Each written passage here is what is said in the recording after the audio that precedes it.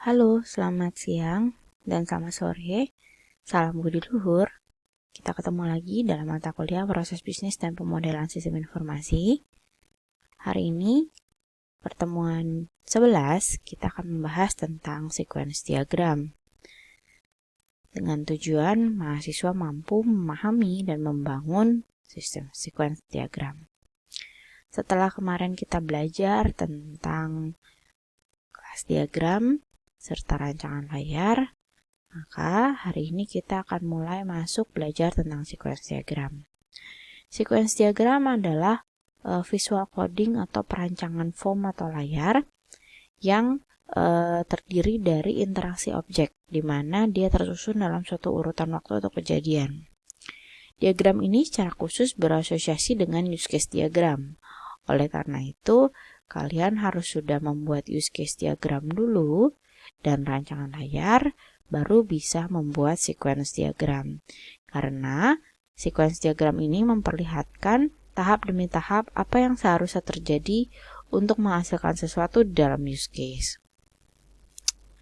Di dalam sequence diagram itu nanti akan membentuk atribut atau metode pada kelas diagram yang telah dibentuk oleh kelas diagram. Bahkan bisa menciptakan sebuah kelas baru. Oleh karena itu, dalam membuat kelas sequence diagram, ada beberapa diagram yang sudah harus dibuat, antara lain use case diagram, kelas diagram, dan rancangan layar.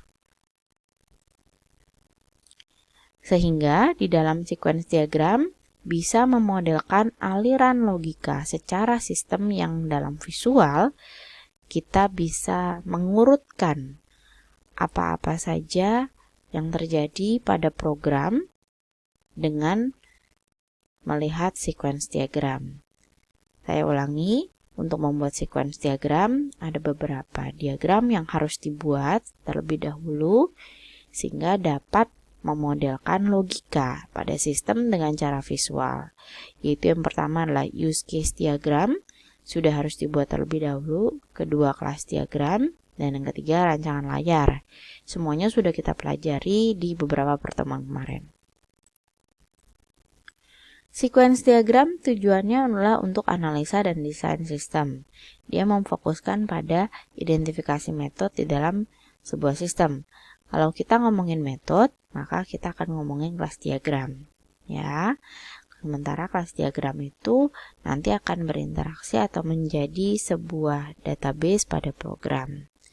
Nah, sequence diagram ini biasanya dipakai untuk memodelkan deskripsi tentang sistem yang ada pada use case diagram. Dia menggambarkan hubungan antara aktor dan use case, serta logika dari metode, di mana metode ini terdapat di kelas diagram.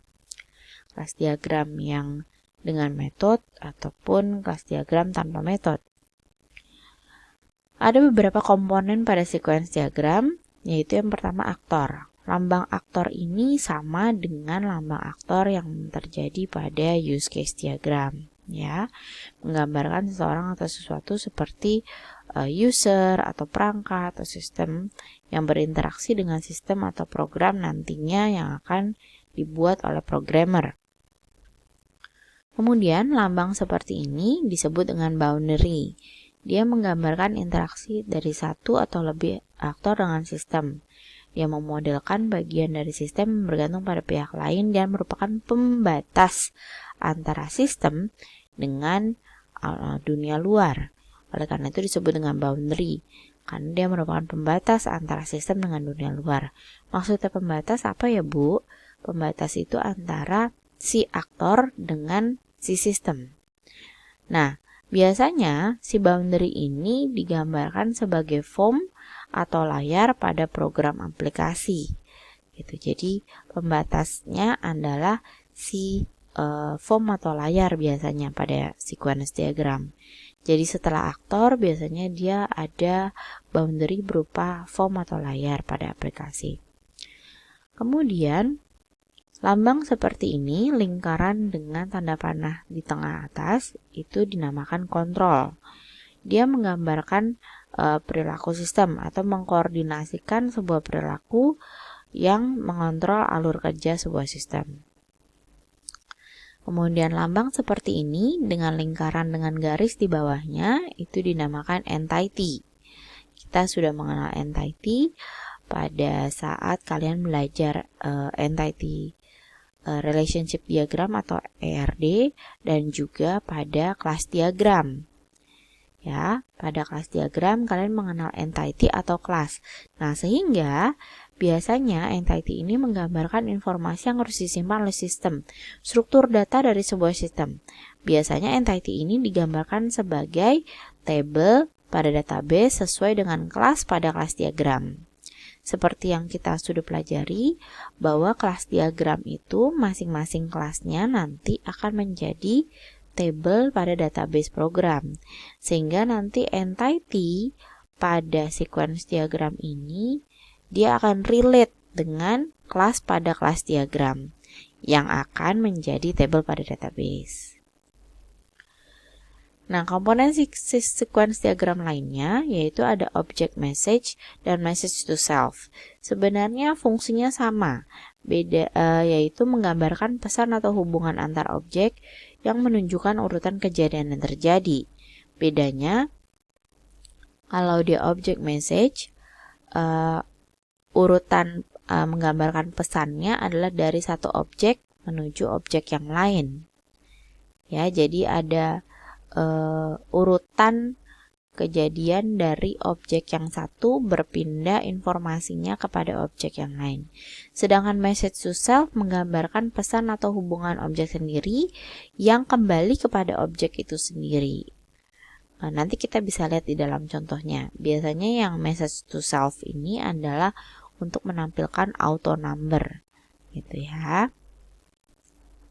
Nah, kalau return message, dia pesan hubungan antar objek itu dia kembali ke objek sebelumnya. Fungsinya sama dengan yang tadi, menggambarkan pesan atau hubungan antar objek. Namun kalau return message, dia menggambarkan pesan kembali ke objek sebelumnya. Kamu akan menemui garis putus-putus ya, atau garis lurus yang dinamakan lifeline. Lifeline ini merupakan menggambarkan lifespan atau rentang masa hidup objek. Jadi selama objek itu diakses, maka dia akan terbuka atau aktif terus, masih dikirim dan seterusnya. Ini merupakan contoh sequence diagram entry data alternatif. Kita akan melihat contoh sistem sequence diagram yaitu entry data alternatif yang merupakan form master. Ini contohnya saya ambil dari salah satu mahasiswa skripsi saya, bimbingan skripsi saya, di mana entry data alternatif ini merupakan entry data master, yaitu master alternatif. Kita bisa lihat komponen sistem sequence diagram yang tadi kita bahas, yaitu yang pertama adalah aktor, diletakkan di atas semua ya. Aktor, siapa yang bertugas untuk mengentry data alternatif, maka di sini disebutkan apakah dia staff, apakah dia admin, apakah dia petugas, apakah dia manajer, dan lain-lain. Jadi aktor dan harus ada namanya. Kemudian setelah aktor, dia biasanya adalah boundary. Nah, boundary tadi yang kita bahas, biasanya dia berupa form atau layar. Maka sebutkan nama form atau layarnya. Formnya apa? Form entry data alternatif. Atau layar entry data, misalnya gitu. Jadi setelah gambar boundary, di bawahnya disebutkan nama boundary-nya. Apakah dia berupa form atau berupa layar ataupun berupa sistem. Kemudian setelah form atau setelah boundary, maka dia lanjut ke kontrol. Lambang seperti ini kontrol. Nah, nama kontrolnya biasanya dia menyesuaikan dengan nama si form. Ketika nama formnya adalah entry data alternatif, maka nama kontrolnya biasanya menyesuaikan dengan nama si form, yaitu kontrol data alternatif. Kontrolnya bisa kita singkat dengan CTRL. Ya, jadi kalau di sini nama boundary-nya adalah form entry pegawai, maka biasanya nama kontrolnya adalah kontrol entry pegawai atau kontrol data pegawai. Jadi menyesuaikan. Ya. Kemudian setelah kontrol biasanya adalah entity. Entity ini seperti yang tadi saya jelaskan sebelumnya merupakan relate dengan entity atau kelas pada kelas diagram, di mana dia akan menggambarkan nama-nama table pada database.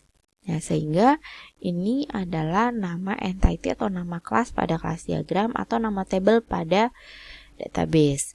Karena kita sedang membicarakan sequence diagram entry data alternatif, maka nama entity atau nama kelasnya adalah si alternatif. Nama tabelnya akan alternatif. Nah, ini yang disebut dengan lifespan atau timeline. Lifeline ya. Jadi masa hidup objek. Bu, ini garisnya berbentuk kotak. Ya, berbentuk kotak panjang. Ya, dimana di belakangnya adalah lifespan-nya garis putus-putus.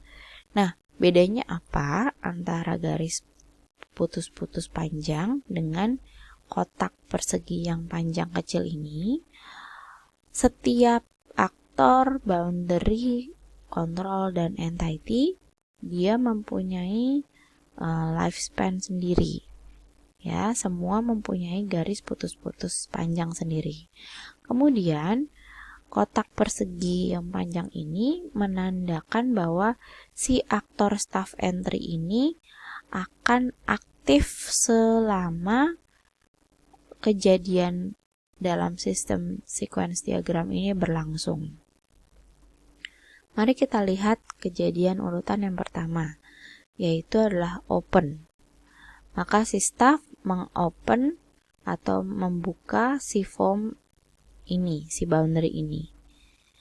Ini adalah message, urutan message. Jadi urutan message-nya apa? Yang pertama open.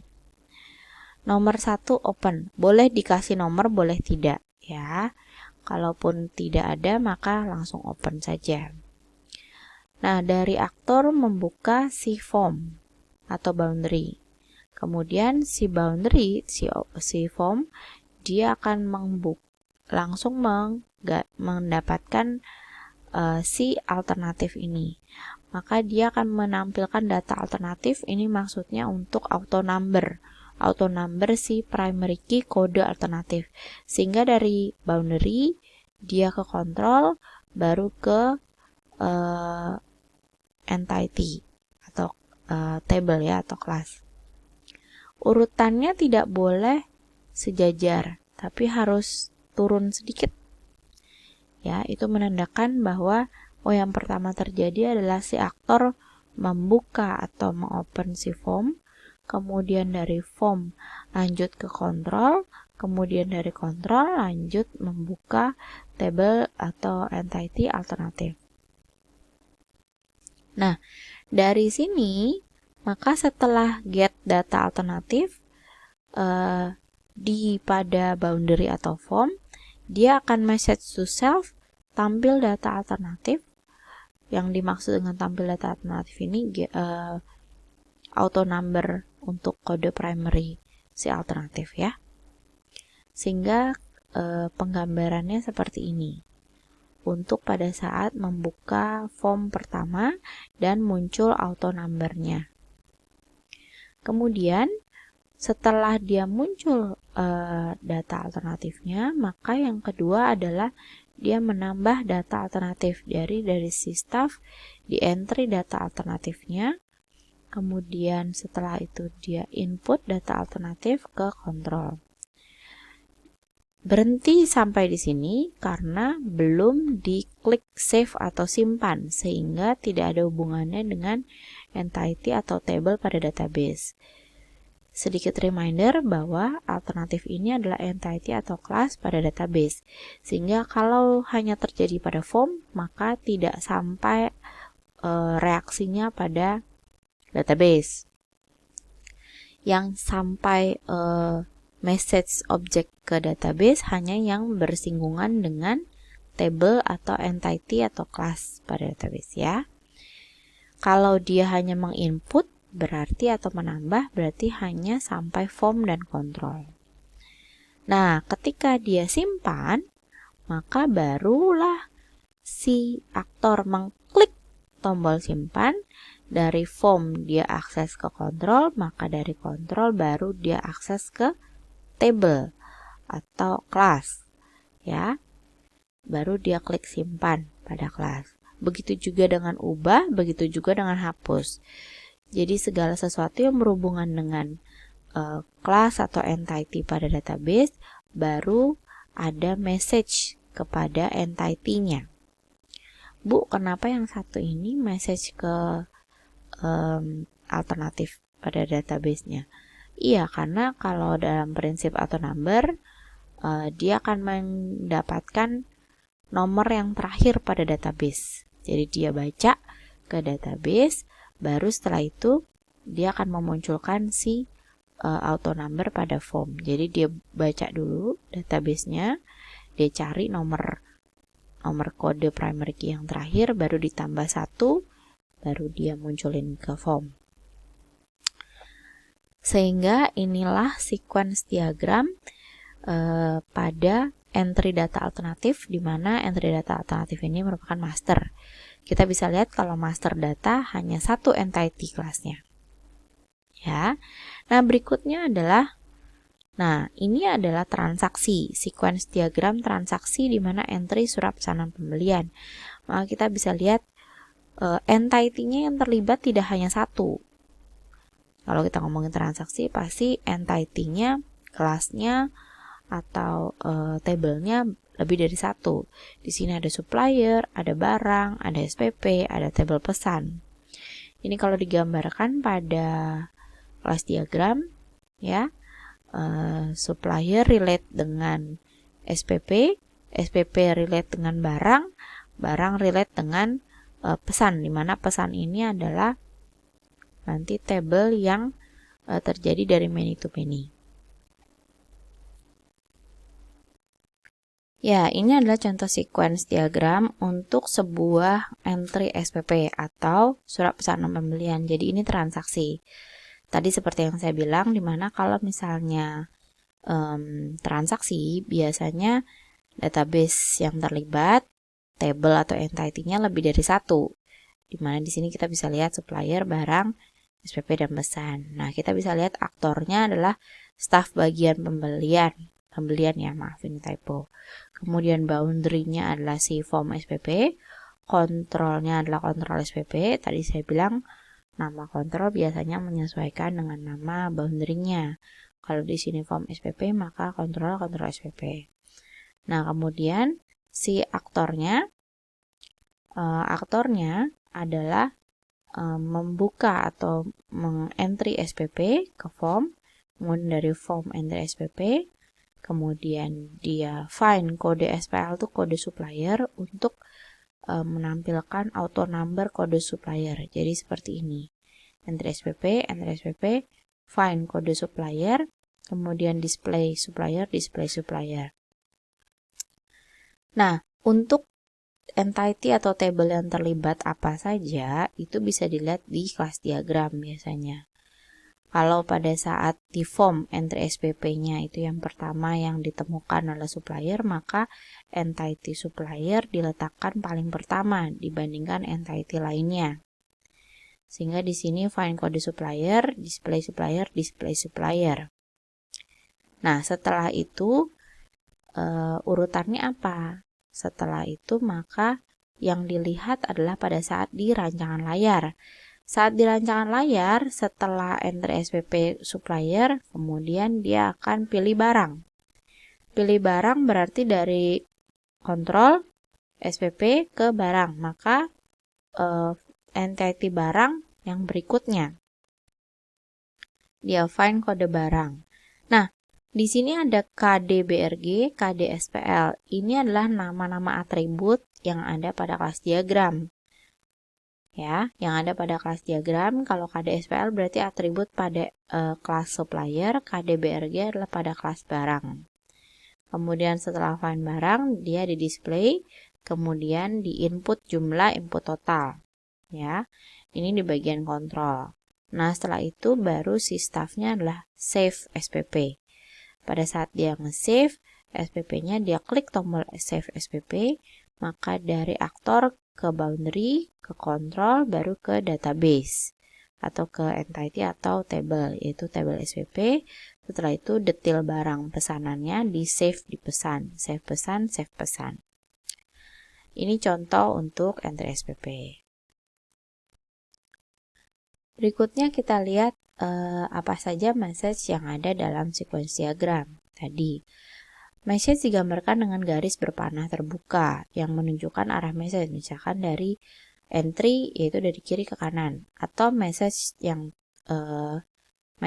to itself berarti untuk dirinya sendiri digambarkan dengan setengah lingkaran seperti ini, ya, yang tadi seperti display atau show, misalnya seperti itu. Kemudian label pada message rata dari arah panah untuk memahami diagramnya dengan partial arrowhead seperti ini cetak, ya. Kemudian ada return value, ini yang dibilang pengiriman message-nya dari kanan ke kiri, jadi kembali ke objek yang sebelumnya. Abaikan jika kalian bingung dengan return value dari sebuah message. Ya memang ini return value ya pada message di sequence diagram ini sangat jarang ditemuin ya. Kemudian message dan return value ini dapat digabungkan dengan format method name kemudian message. Misalkan cari found, dia akan mencari dari objek yang satu ke objek yang lain dan ditemukan. Nah, ada suatu kotak yang sering ditemuin, biasanya dia interaction operator. Interaction operator itu ada 3, ada alternatives, ada option, dan ada loop. Nah, yang paling sering ditemukan adalah yang loop, di mana dia menggambarkan perulangan. Alternatif menggambarkan pilihan yang setidaknya ada pada sebuah proses yang dilakukan. Option menggambarkan pilihan yang bisa diproses, bisa juga tidak. Sedangkan loop menggambarkan perulangan. Loop ini paling sering ditemuin ketika ada sebuah sequence diagram pada sebuah transaksi, di mana bisa dipilih berulang-ulang. Contohnya yang tadi, untuk entry SPP kita bisa memilih barang berulang-ulang, maka biasanya pada saat pilih barang itu disertakan loop. Nah, ini adalah contoh looping logic pada sequence diagram, digambarkannya seperti ini ya. Jadi pada basicnya adalah kotak loop seperti ini dengan kotak persegi, kemudian di sebelah kiri atas ada tanda loop dengan lambangnya seperti ini. Kemudian pada saat penggambaran pada sequence diagram, dia akan mengkotaki bagian yang bisa dipilih berulang-ulang. Jadi mulai dari kontrol sampai pada entity-nya. Kalau misalnya itu bisa dilakukan berulang, maka itu loop, dilakukan loop. Ya, digambarkan dengan sebuah frame label loop dan sebuah kalimat yang mengindikasikan perulangan. Oke. Nah, hubungannya apa antara rancangan layar dengan sequence diagram? Tadi hubungannya adalah menggambarkan urutan kejadiannya. Pada layar terlihat ada rancangan layar form menu nota untuk program dan ada sequence diagramnya untuk si nota. Maka kita lihat pada rancangan layarnya. Rancangan layar ini udah kita pelajari di pertemuan sebelumnya, di mana kalau misalnya yang didapat dari database digambarkan dengan tampil atau display. Kalau kalian lupa silahkan diputar lagi video penjelasan untuk rancangan layarnya. Di sini nomor konsumen akan di entry harusnya ini ada karakter entry-annya ya. Kemudian nama konsumennya display, nomor nota juga display, auto number. Kemudian kode barangnya ini berupa tabel, maka bisa dipilih berulang-ulang. Kemudian dari rancangan layar ini akan menjadi urutan pada sequence diagram. Pada sequence diagram, aktor ini kita abaikan dulu. Kita akan lihat boundary dari form menu nota. Kemudian kontrolnya bisa dengan connect atau kontrol menu nota nanti. Nah, setelah itu baru ke konsumen, nota, entitas item beli, dan barang. Nah, kita bisa lihat bahwa yang di loop adalah yang bisa dipilih berulang-ulang. Biasanya bentuknya tabel. Sehingga kalau di sini kan kalau kita beli barang itu kita bisa beli banyak barang ya. Satu konsumen bisa membelikan banyak barang. Sehingga di sini kode barang itu sama nama barang harga bisa dibuat berulang. Sehingga di sini bisa looping. Mulai dari get barang, save item di sini bisa loop. Ya. Rancangan layar ini menjadi dasar pembuatan sequence diagram untuk urutan-urutannya. Oke, kemudian ada juga regions. Regions ini jarang sih digunakan ya, dipisahkan dengan garis terputus menggambarkan pilihan if pada sequence diagram. Nah, ini yang tadi objek lifeline, garis terputus yang tergantung pada proses menggambarkan lifespan atau rentang masa hidup objek. Nah, penggambaran aktor, boundary, control, dan entity biasanya yang normal dilakukan adalah yang ini, dimana setelah aktor adalah boundary, kemudian control, baru entity. Penamaannya tergantung dari situasinya. Tetapi ada kalanya dilakukan terbalik antara aktor, boundary, form, baru entity.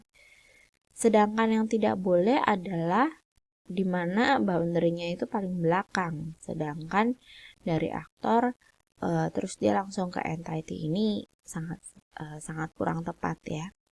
Jadi biasanya yang kita temui adalah seperti ini.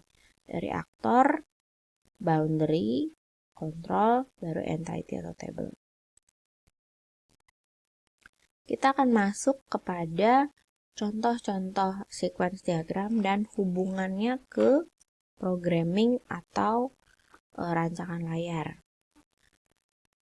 Nah, mulai dari slide ini akan diberikan contoh-contoh di mana hubungannya apa sih antara sequence diagram dengan beberapa diagram sebelumnya yang udah kita buat, misalnya kelas diagram, atau perancangan layar, ataupun coding. Jadi, sebagai anak analisa, sebagai analisis, kita membuat use case diagram, membuat kelas diagram, membuat rancangan layar, baru setelah itu sequence diagram. Nah, setelah sequence diagram, maka sebenarnya ready to implement. Ya, jadi sudah dapat diberikan kepada programmer. Jadi nanti programmer akan melihat dari sequence diagram ini, oh setelah ini ada control connect ini, dia akan membuat sebuah function di sini, di codingannya. Public void buka koneksi connect, buka koneksi sini ya.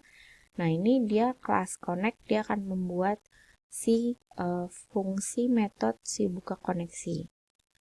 Isi codingannya tergantung pada programmingnya mau pakai bahasa pemrograman apa ya.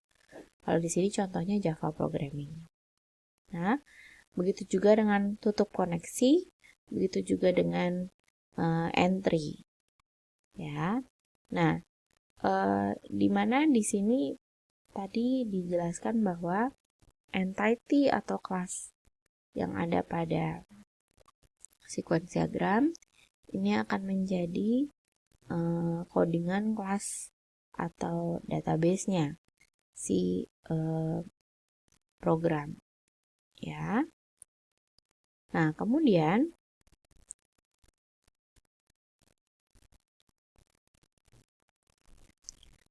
function-function atau metode-metode yang ada pada sequence diagram ini akan diimplementasikan pada codingannya. Jadi, programmer akan membuat program sesuai dengan apa yang ada pada sequence diagram.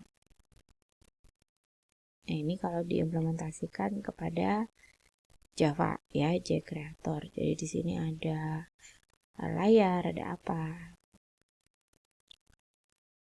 Nah, seperti ini ya. Di sini ada metodenya buka koneksi, tutup koneksi. Jadi di sini membuat function tutup koneksi, di sini membuat buka koneksi. Ada juga entry, terus nama kelasnya, nama entity-nya.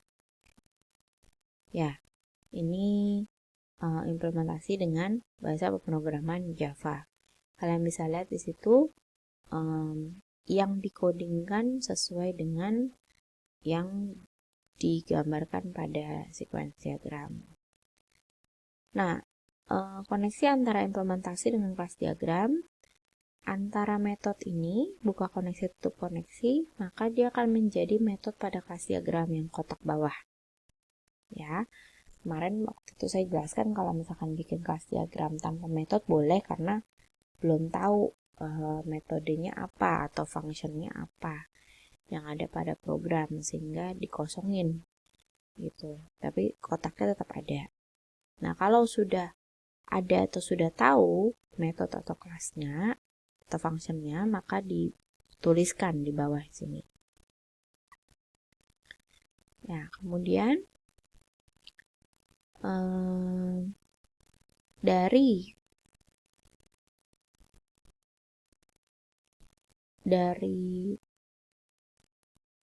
boundary layar dengan koneksi control connect ini juga bisa diimplementasikan kepada kelas diagram, tergantung apakah diperlukan atau tidak.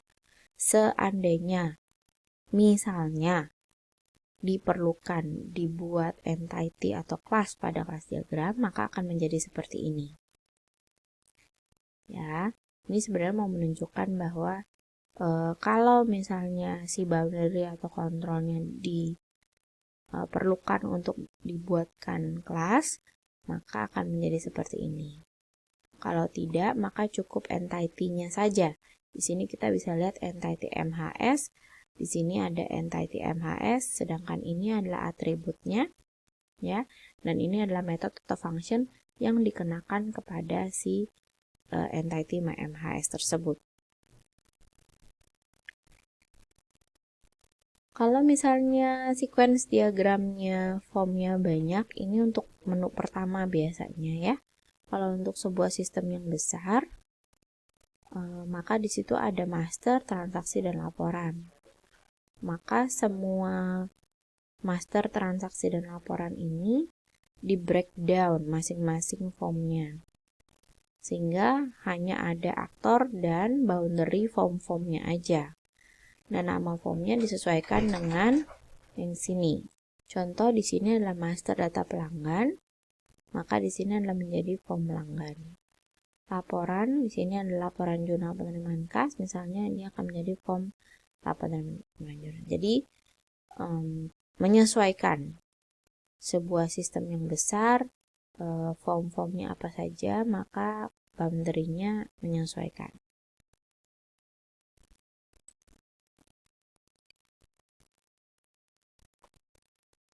Bila menjadi form master, contoh di sini adalah master pelanggan, maka di sini kita bisa lihat sequence diagramnya ada aktor bagian penjualan, boundary-nya form pelanggan.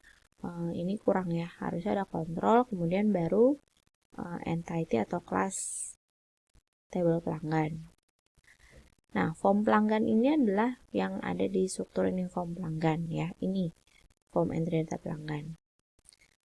Nah, pada saat dia aktif maka ada form activate, kemudian setelah itu ada entryan pelanggan ya, ada antrian pelanggan.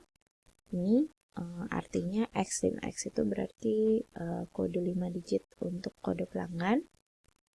Di entry, kemudian ketika dia tombol save, maka di aktor dia akan menjadi save. Nah, di sini tombol save, edit, dan delete-nya dikotakkan dengan alternatif. Alternatif itu maksudnya bisa pilih lebih dari satu. Bisa save, edit, atau delete. Ketika save, maka dia dari form harusnya ada kontrol, terus baru ke pelanggan. Gitu. Nah, begitu juga dengan edit dan delete. Nah, tadi itu hubungannya dengan pemerancangan layar. Kemudian bagaimana dengan codingannya? Ya ini kalau misalnya diimplementasinya ke bahasa pemrograman VB ya, form activate, maka dia akan menjadi private sub activate and sub. Maka di sini ada definisi atau identifikasi max length dari kotak text box-nya. Ya. Jadi masing-masing ini akan menjadi sebuah function pada program. Contoh misalkan di sini exit, ya private sub jmd exit unload me and sub. Ya. Jadi dari sequence diagram kita bisa melihat oh ini akan menjadi coding programmer. Ini juga ya. Sama. Nah, ketika dia save maka dia akan ada SQL ke database-nya. Database-nya apa namanya di sini? Nah, ini harus disesuaikan. Kalau entity atau kelasnya pelanggan, maka di sini adalah select bintang from pelanggan. Ini artinya nama tabelnya. Ya, mengenai codingan SQL-nya atau insert-nya itu disesuaikan dengan masing-masing bahasa pemrograman. Jadi kalau di sini adalah entity-nya atau kelasnya pelanggan, maka juga di sini disesuaikan dengan nama tabelnya. Nah, ini contoh coding bahasa pemrograman lanjutannya tadi, ya. Jadi masing-masing dibuat masing-masing metode atau function dibuat codingannya sesuai dengan tadi ada delete, edit, klik, exit, cancel, dan lain-lain. Nah, konsisten between boundary, class diagram, dan implementation tadi setelah tadi ada sequence diagram menjadi data atribut properti pada codingan ya, codingan. Kemudian ini akan menjadi method, function, atau behavior. Nah, form pelanggan ini yang dikenakan apa aja atribut-atributnya, properti-propertinya. Kemudian dari berbagai form ini akan menjadi boundary class diagram. Ini namanya boundary class diagram. Jadi boundary-nya itu kan ada berbagai form ya. Tadi boundary itu biasa dilambangkan dengan form. Maka di masing-masing form atau boundary apa saja yang dikenakan function-functionnya. Seperti itu, jadi dijabarkan. Bu, untuk tahu ini biasanya harus tahu codingannya. Iya, jadi ini mungkin langkah terakhir setelah implementation, jadi nanti diupdate. Oke, baik, itu materi tentang sequence diagram. Minggu depan kita akan melanjutkan bagaimana cara menggambar sequence diagram yang baik. Terima kasih, selamat belajar, salam budi luhur.